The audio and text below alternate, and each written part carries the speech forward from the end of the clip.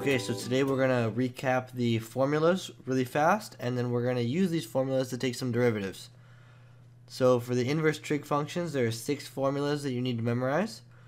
They're right here. Take a second if you need to, pause the video, make sure you have them copied down. And what I would recommend is probably flashcards.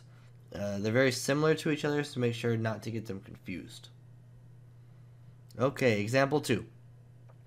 A particle moves along the x-axis so that its position at any time when t is greater than 0 is x of t equals tangent inverse of the square root of t.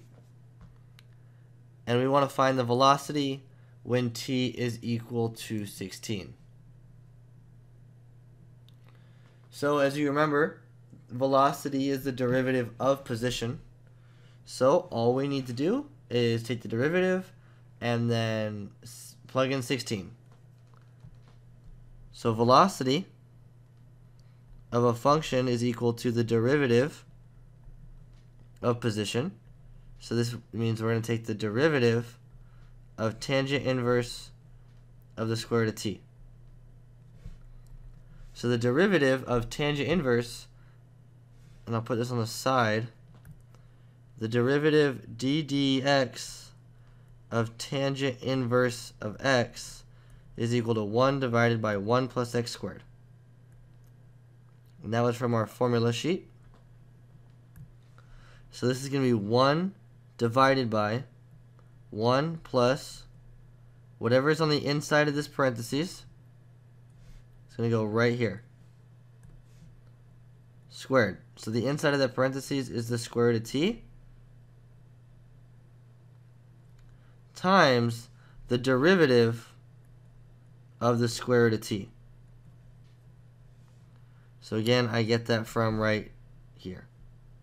Right? It's that inside piece. So now we're just going to take the derivative to use the chain rule.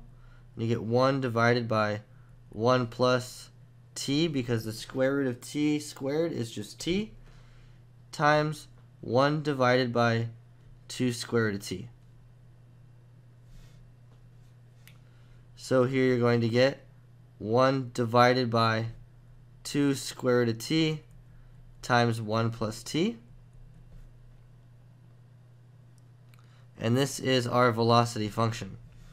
So now to find velocity at a certain time, we just plug the number in.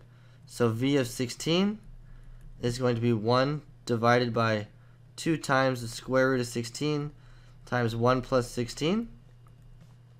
And you get 1 divided by 2 times 4 times 17, which gives you a grand total of 1 over 136. That's it. Okay, so now I want you guys to try one on your own. Go ahead and give this one a try. Try to find the velocity at time equals 2 of x of t equals cotangent inverse of t squared. Alright, so here we go. So we get the velocity is equal to the derivative of position, which is equal to the derivative of cotangent inverse of t squared. Okay, we got to take the derivative of that. So from our formula sheet, we know that d dx of cotangent inverse of x is equal to negative 1 divided by 1 plus x squared. So this is going to be negative 1 divided by 1 plus t squared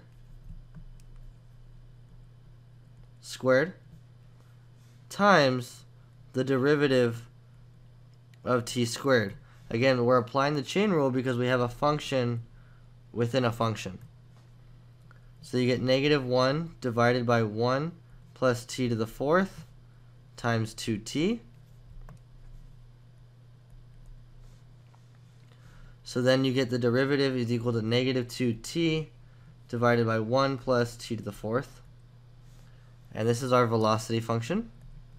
So to find the velocity at time 2, you just plug 2 in for t. 1 plus 2 to the 4th, and you get negative 4 divided by 1 plus 16. So your answer is -4/17. And that's all there is to it.